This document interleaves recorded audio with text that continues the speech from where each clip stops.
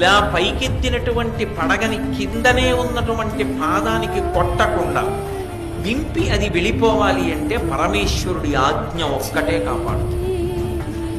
ఆపద దేని వలన వస్తుంది? ఆపద గత జన్మలలో చేసుకున్నటువంటి కర్మల వలన వస్తుంది. కర్మ ఏం చేశామో మనకేం తెలుసు? ఏ కర్మ చేసి ఉన్నానో నాకేం తెలుసు? ఎప్పుడూ సంతోషంగా ఉండాలని అనుకుంటా.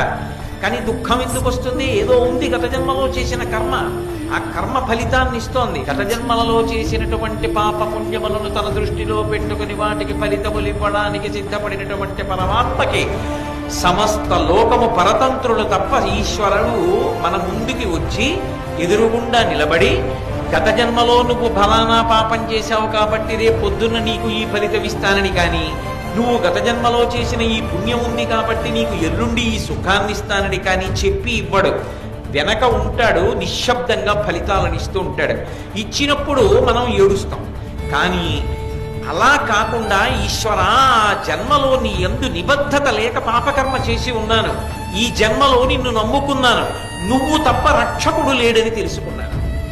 నేను కాదు రక్షకత్వం, నాకు నేను కాదు రక్షకుణ్ణి. 1,000,000 మంది వైద్యులు కూడి వచ్చినా కానీ మరణమయ్యడి వ్యాధి మాన్పలేదు. ఈ ఊపిరి ఆగిపోవాలని ఈశ్వరుడు నిర్ణయం చేశాడనుకోండి, ఎవరు ఊపిరి తీయించగలరు?